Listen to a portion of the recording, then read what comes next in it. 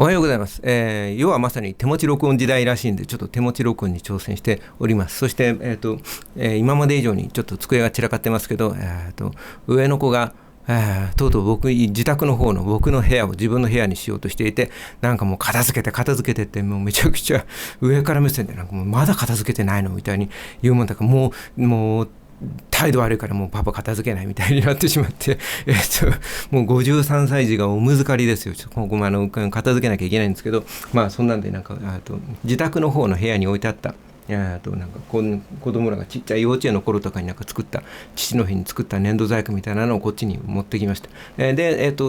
今ちょっとテカっちゃってるな。いつも言い忘れるんだけど、この辺に自分の作った同人誌、僕と、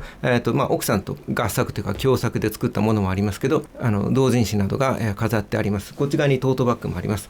同人誌は今コミックジンで取り扱っていて、トートバッグはラクマかどこかで、今奥さんがちょっとそのショップを作っています。いずれちょっとまとめてこういうものを扱えるサイトを作ろうと思っているところで、ショップ名とかいろんなものをちょっと絵をそこに載せたかったりして、ちょっとそれで手間取ってますけど、いずれそんなことをやります。ちょっと、余談が長くてすいません。今回は Apple がそろそろカメラを本格的な撮影ができるカメラを作って、いわゆる今のカメラ市場を破壊しにというかかっさらいに来るんじゃないかということについて話をしてみようと思います。今までも多分いろんなところで散々言われていることで、あまり新規性がある話ではないんですけど、言われてきてますよね。で、この間 iPhone16 のその48メガピクセルのカメラが、実際にはフルサイズのセンサーのその画素数に換算してみると、条件によっては 1.5 メガピクセルぐらいの解像度しかないんじゃないのかみたいな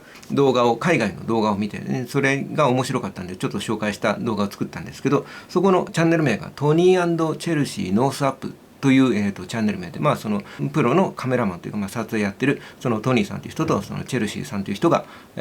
対談形式でいろんな話をしているチャンネルで、そこでトニーさんたちがアップルがそろそろ本格的なそのカメラを作って、そのカメラ業界を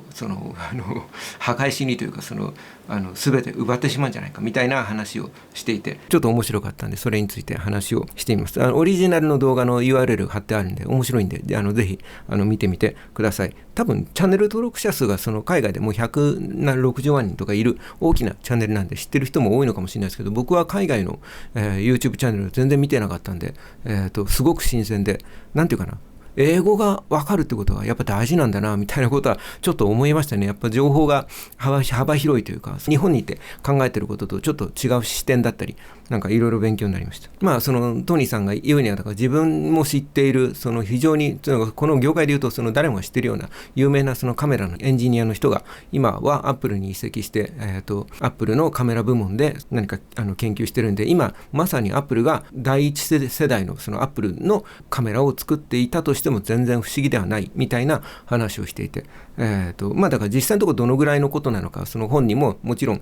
そのエンジニアの人から何も聞くことはできないので、何があるのか全然わからないけど、アップル自体は何か考えてるんじゃないのかなみたいな話をしていて、でその中でいろいろちょっとデータを出して話をしていて、それがちょっと面白かったんで、 iPhone というかスマートフォンが世に出てからカメラ自体のその出荷台数みたいなものは当たり前ですけど、そのスマホがどんどん市場を食っていったんで、減っていって、自分は結構5分の1とかそのぐらいまで下がってんだろうと思ったら、最盛期の一番多かった時期の、7% まで下がっているって聞いて、意外とびっくり、そこまでなのと思ってちょっとびっくりしました。これが数年前の、データなんで、今少し盛り返しているんで、もしかしたら8% とか、9% とかかもしれないですけど、でもやっぱり10分の1以下に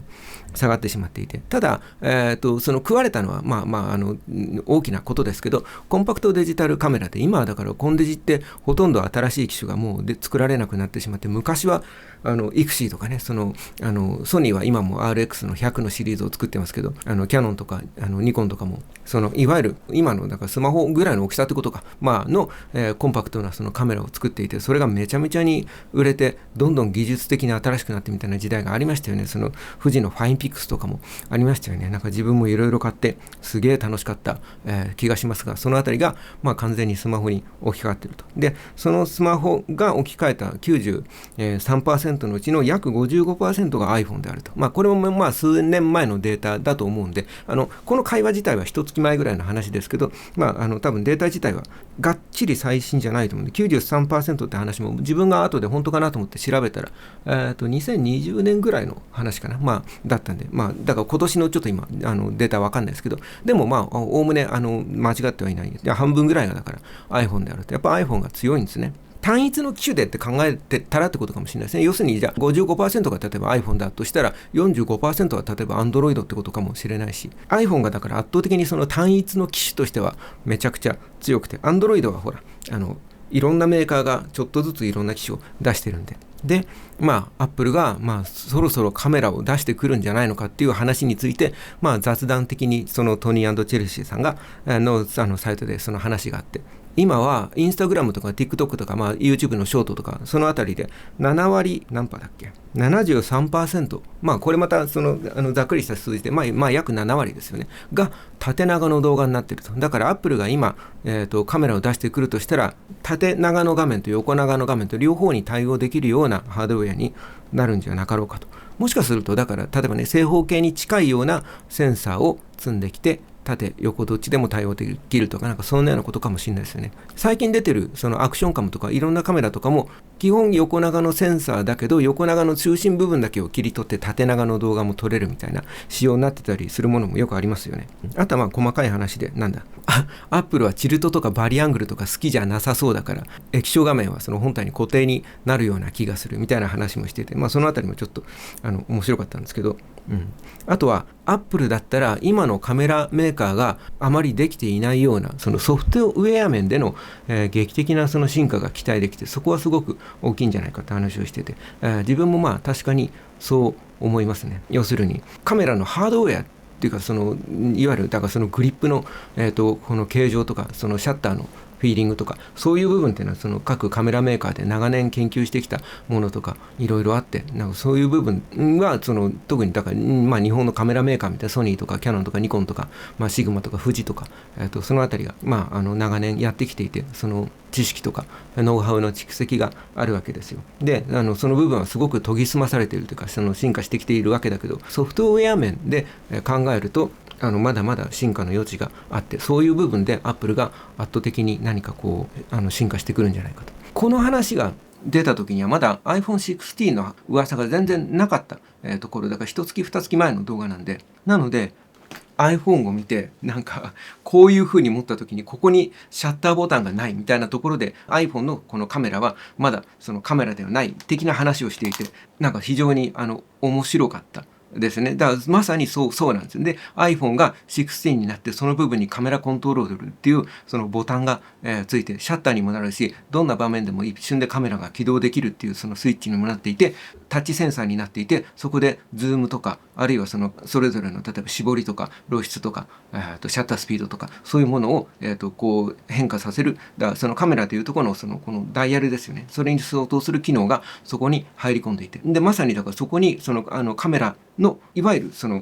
これカメラの形状としてはちょっと特殊ですけど、シグマのこういうカメラとかであるところの、こういうダイヤルに相当するものとかがついてきて、よりカメラに、こういう今まで通りのこの昔からあるカメラのフォームファクターというか形に近づいてきていると。でそういう視点で見ると、確かに iPhone16 のシリーズとかがもしかするとこれから作られる Apple 製のカメラですよねのその実験というか、そのノウハウを貯めている、期間のような気もしてきて、なんかそんな話を聞いてると、本当にマジで1、2年後ぐらいにアップルカムみたいなのちょっと出そうだなって。アップル自体はクイックテイクとか、昔一度まさにそのデジカメの第一世代ってアップルが作ったものですよね、確か。その前からも何か技術的にはあったのかもしれないけど、いわゆるコンシューマーのその一般の人が買える、デジタルカメラってアップルのクイックテイクがほぼ最初だったんじゃなかろうかという記憶があります。でそんなことを考えていた時に、自分はだから、やっぱりこのスマホはそのセンサーとかいろんな部分、コンピューティショナルフォトグラフィーとかいろんな部分が進化したせいで、いわゆる今まであったそのカメラに画質の面でぐんぐん迫ってきてる、あるいは、もうその部分によっては抜き去りつつある、あるいはそのカメラの方がしっかり撮れるみたいなことを思いつつ、実際にはどこでも持ち歩いてるスマホの方が突然のシャッターチャンスに強かったりとか、それこそその複数枚の写真をほぼ動画みたいにブワーッと撮って、そこから1枚の写真を生成するみたいなことですごい解像度の高い写真を撮ってみたり、あるいは暗いところでも明るく撮れたりみたいな、その今までのその写真、要するにシャッターを切った瞬間のその瞬間の1枚の絵を正確に切り出すっていうんじゃない、その前後のなんていうかな、その状況も全部混ぜこぜにして AI とかを使って、1枚の画像をそのなんとなく作り上げていくみたいな、そのちょっと今までの写真とは違うような方向性でのその写真のとしての進化があったりして、 iPhone のだからカメラ自体は独自の進化をしているわけですよ。でなんかそれでもだから自分はその物理的なカメラのその物理的なフィーリングとか、撮影体験の良さ、だから前回も言ったけど、だからその撮影体験の良さみたいなものになんていうか憧れがあって、自分はこうやってかなり高い、それをもう60回のローンで必死こいて、ライカのカメラを買ってみたりしたわけですよ。でそれでこうやって毎日持ち歩いて写真を撮ることが非常に楽しかったりするわけですよ。だけどこのいわゆるカメラっていうのは、撮影体験はだからその最高のものを作り出せていると思うんですよ。だけど写真体験というその総合的な写真って、じゃあ写真って何かって言ったら、なんかそのシャッターを押して撮るってことが写真じゃなくて、その撮り上がったものをもしかするとその撮り上がったものを多分自分で現像して自分のハードディスクに収めているだけではそれ単なるデータに過ぎなくて、写真って誰かに見せてその反応が返ってくるみたいなところまでを含めてが写真であって、なんか絵もなんかそう思うんですよね。自分で描いている時には絵ってまだ絵じゃなくて自分の思考の一部とか、なんか自分の無意識のなんかがなんかだらっと流れ出し、紙の上に流れ出している何か得体の知れないもので、なんか自分のこう脳みその中とへそ脳みたいなものでつながっていて、で自分がこれで完成ですって言ってその入稿して、で何がしか例えばその本のカバーになったりとか、額縁に入れられたりとかして、誰かの目に触れた瞬間にその自分のなんかそのこの脳みそとのへその緒みたいなものが切れて、その瞬間に絵になるわけですよ。それまではやっぱり自分の思考の一部とか自分の自我の一部とか、何かこうそのなんか自分の一部分のような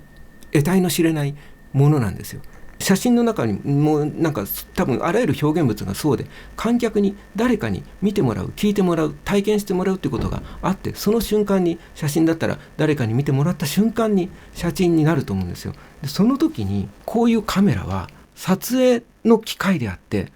なんていうかその写真の機械ではないんですよ。写真体験のための機械ではない。そういう点で言うとむしろネットワークにつながっていて、でっかいその写真を見るのに最適化されてるとまでは言わないけど、非常に綺麗なディスプレイがあって、で SNS があって、ここから一瞬でそれこそ世界中の人に見てもらえるような仕組みが、サービスが整っていて、でそのクラウド上に自分の写真が保存されていて、検索で過去の写真が一瞬で検索できて、例えば今だったらどこ AI がどんどん進化していって、だから漠然とそのこの間の旅行の写真探してみたいな漠然とした指示でこれですかねみたいな感じで出てきたりするようになるわけじゃないですか。その時に撮影体験を提供する機械としてのカメラはやっぱりこういうものの方が優れていると思うんだけど、ソフトウェア周りを含めた写真体験を提供するデバイスとしてはもうすでにとっくに、スマートフォンがカメラを抜き去っていて、これこそがその写真を体験する装置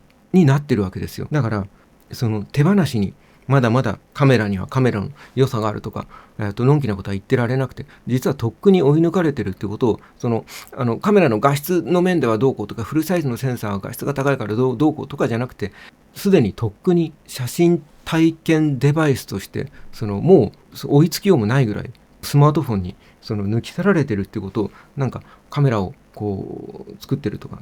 写真を撮ってる人たちも含めて、なんかもっとみんななんか多分みんなすごい考えてるんだと思うんですけど、ちょっと自分が逆にそういうことに対してなんかもやもやっと自分も考えてはいたんだけど、なんかこうやって言語化するまでは頭の中のなんかもにゃもにゃとしたものに過ぎなくて、今こうして言語化してみて、なんか自分がすごく切実に、そういえばなんか自分はなんかボタンがついたからやっとスマートフォンもカメラの仲間入りをしたようななんか気持ちになりましたみたいなことを喋ってたけど、そうじゃなくて写真体験装置としてはもうとっくにこっちが先に行っていて、こういうカメラは撮影の瞬間自体はこっちの方がやっぱり楽しいんですよ。だけどやっぱりここで見たものを人にシェアしようと思ったら、今ライカはその辺多分すごい分かっていて、なんか僕が今まで使ってきたカメラの中では割となんかライカとかなんか昔ながらのなんか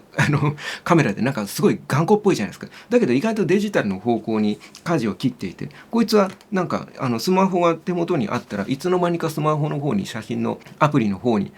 サムネだけでもそのデータは行っていて、必要なデータはこいつの電源入れてさっとつないでさっと取り出すみたいなことは割とちゃんとできるようになってきて、だけどそれでもまだやっぱり iPhone だったら撮った瞬間にまさにその中にもうデータ入ってるじゃないですか。なんかそうなってきた時に、もし Apple がこれのさらに進化系のカメラを作り、その中で iPhone がやっているようなそのカメラ写真をシェアする、誰かに見てもらう、感想をもらう、何かでやっぱ人に見せた瞬間に自分もその目が客観的になって、人に見てもらうという前提で写真を例えば撮ろうと思ったら、自分のなんとなくメモ代わりの写真とかと、気持ちが全然違ってくると思うんですよ。そのあたりも自分はだからずっとデジカメとかガジェットとしてのカメラが大好きで、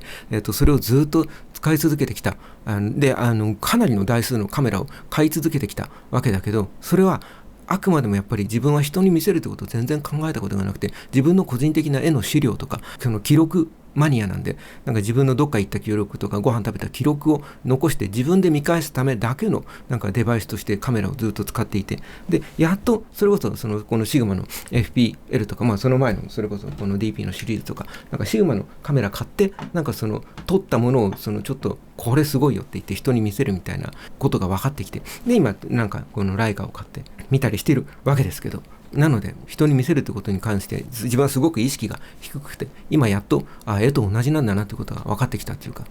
ようななんかレベル1みたいな状態なわけですけど、アップルがそっちに行った時に圧倒的なソフトウェアの力で、何かそのカメラっていうもののなんでしょうね、iPhone が出た時に携帯電話という概念が完全に再発明されてしまったみたいな、あるいはだからこのiPod とかが出た時に音楽を手持ちの自分の音楽のライブラリー自体を持ち歩いて、どこでもCD1 枚とかじゃなくて丸々持ち歩けるんだみたいなことで、音楽体験が劇的に変わった、再定義されたじゃないですか。そういうものがなんか Apple カメラみたいなものが出た時にまた起こりそうで、その時に日本のなんかカメラってやっぱりニコン、キャノン、ソニー、富士、僕はシグマが好きだからシグマも入れますけど、みたいな感じで、日本のお家芸的なところが多分にあって、なんかこのジャンルがすごく、もちろんカメラ自体が好きってこともあるし、自分が日本人だからってこともあるし、すごくなんていうかな、長く続いてほしいんですよね。でその時に今アップルが来た時にウォークマンがなくなっちゃったみたいに、あるいはだからAirPods みたいなイヤホンが出てきた時に、イヤホン市場自体がなくなりはしなかったけど AirPods に、匹敵するようなものをみんなが一生懸命作ったけど、でもイヤホンの形とか概念とか使い方とかノイズキャンセリングとか外音取り込みとか、もともとアップルが全部一番に発明したもんじゃないんだけど、一個の製品に落とし込んでめちゃくちゃ使いやすくみたいな空間オーディオとか、それがなんかアップルはすごい上手だったじゃないですか。それによってスマートフォンとか iPhone のアップルの作り出すエコシステムの中にこうどんどん囚われていった時に抜け出せなくなっていく、トニー&チェルシーさんも言っていたけど、アップルのエコシステムにどんどん取り込まれていくことがちょっと恐ろしいというか、抜け出せなくなっちゃうよみたいな話をしていて、まさにそういうのがアップルの強みで、アップルカムが出た時には自分が持ってる他のカメラがどんだけそこに愛着があってすごかったとしても、写真を見せる、シェアする、写真体験という全体みたいなものが、もしかするとアップルがもう劇的にすごいものをソフトウェア的に、作り上げていった時に、何か太刀打ちできないんじゃなかろうかみたいなことでちょっとブルブルしてますね。もちろんそういうことを日本のカメラメーカーどこも全部すごく多分真剣に考えていて、何かあるんだろうけど、アップルのソフトウェアのノウハウなり、莫大な資金力なりみたいなものになかなか対抗するのは難しくて、自分の中でこうなってくれたらいいなっていう未来の一つは、アップルがライカとか DJI とかみたいにもともとはライカとシグマとパナソニックが作り出した L マウントアライアンスっていうカメラのマウント規格の共通規格のそのアライアンス、その同盟があって、だからこれはライカ M 型なんでちょっと違いますけど、ライカだったらその SL シリーズとか、今僕がこれを撮ってる、シグマの FPとかパナソニックのその S5 とかこの間出た S9 みたいな感じで、そのあたりのカメラはレンズの規格が同じなんで、自由にライカの SL シリーズにシグマとかパナソニックのレンズをつけたり、このシグマ FP に例えば奮発してライカの L マウントのレンズをつけたりみたいなことができるわけです。完全に互換性があってちゃんと最高性能が出るっていうみたいなことがあって、 DJI が、そこに確か入ってきていて、今ドローンとかジンバルとかなんかそういう部分で協業してるのかなみたいな感じで、アップルがここに入ってくれてライカのレンズを積んでいるアップルフォンとか、あるいはそこにシグマのとかパナソニックのレンズが付けられるとか、あるいはシグマの今これ撮影しているこのシグマの FP とか、非常にコンパクトなわけですよ。厚みはもちろんこのスマホよりも全然分厚いですけど、この面積で言ったら、これをシグマ FP の手前に iPhone をこれ13 Pro Max ですけど Max をポンと置くと、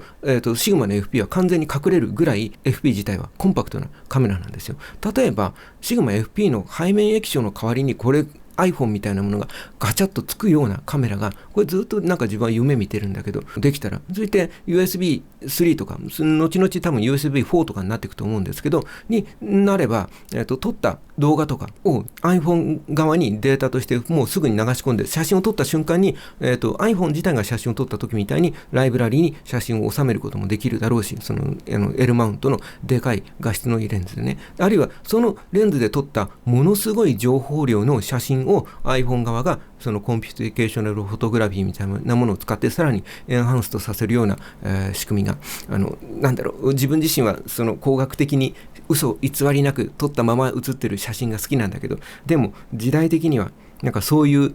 ものができてもいいじゃないですか。そうした時には例えば iPhone 単体でとか、このちっちゃな1インチにも満たない豆粒みたいなセンサーとレンズで撮った写真を演算で一生懸命綺麗に見せてるのとは全然違うフルサイズで撮って、さらにそれがとんでもなく加工されるみたいな、ものが、演算パワーがとんでもなく必要になりますけど、 iPhone でやったら熱々になるかもしれないですけど、できるかもしれないじゃないですか。で Apple 自体もカメラの世界に入っていくときに Apple の独自マウントでじゃあ Apple がレンズいっぱい作るのかって言ったら、そんなことはなかなかできなくて、おそらくはレンズは固定式になって、このトニーさんとか予想してるのは$999ぐらいで、例えば 24mm 固定レンズみたいなもので、だからチルトとかの液晶がなくて、非常に例えば動画とかを撮ったり旅行に持ち歩いてたりするようなそのカメラ、あるいは24から 200mm みたいなレンズがついてちょっと大きくて$1500みたいなカメラとかで、チェルシーさんの方はもっとプロ用の$6000ぐらいのとんでもないバケモンみたいな性能のカメラから入ってって、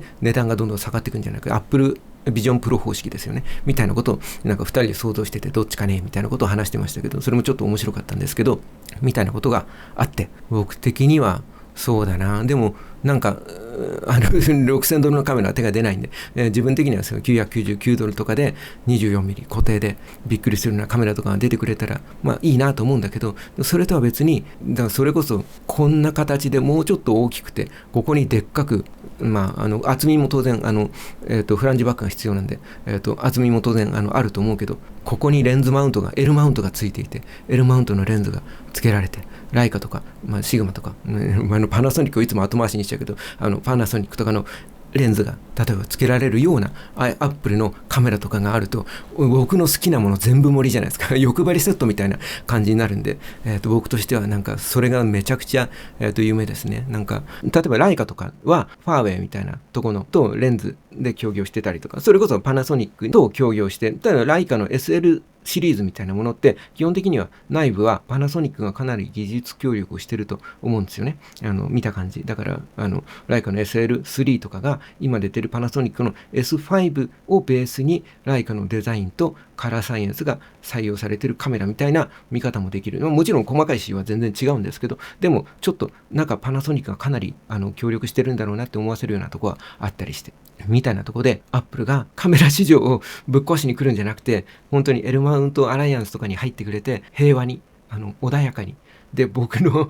大好きな3つのメーカーががっちりと今パナソニックも好きだから全然4つだし DJI も今ポケット3とかね、今ポケット3ちょっと手放しちゃったけど DJI も好きなメーカーだったりするんで、なんか自分の好きなもの全部盛りセットみたいなカメラとかそのカメラのレンズとかのマウントも含めたその一個のなんていうか塊というかみたいなものに入ってきてくれて僕が大喜びみたいな、未来をちょっと夢見たりするんですけど、どうなりますかね。なんかアップル自体はカメラを出すかどうかっていう意味で言ったらやっぱ3年以内ぐらいに僕的にもやっぱりアップルは何がしか撮影に特化した、だからこのスマートフォンよりもより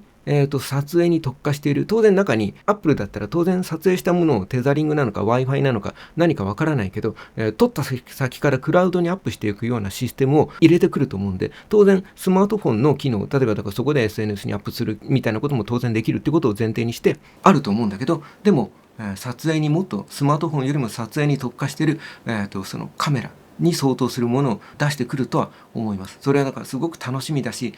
それが、自分がずっと大好きだったこのカメラのなんか市場とか歴史とかをすごく塗り替えてしまうとか、なんかもうなんかしっちゃかめっちゃかにしてしまうかもしれないと思うと恐ろしいし、だからその中でさっき言ったみたいにエルマウントアライアンスとかにこうスッとアップルが入ってきてくれて、僕が夢見た通りのなんだろうアップルのハードウェアにライカとかシグマのレンズがくっついたり、あるいはだからアップルも何かしらなんだろう、それこそだからシグマとかのカメラの FPL とかのハードの中にアップルの技術の何か入った別な何かの要素が入ってくるとかね、なんかそういうものがその交互に行ったり来たりして、アップルの一人勝ちじゃなくてそのカメラっていう大きなジャンルの中にアップルがこう融合していってみんながなんかウィンウィンになるような未来が来るといいなと思っていたりします。ということでした。長々とありがとうございました。なんか、チャンネル登録いいねなどしていただけると励みになります。ありがとうございました。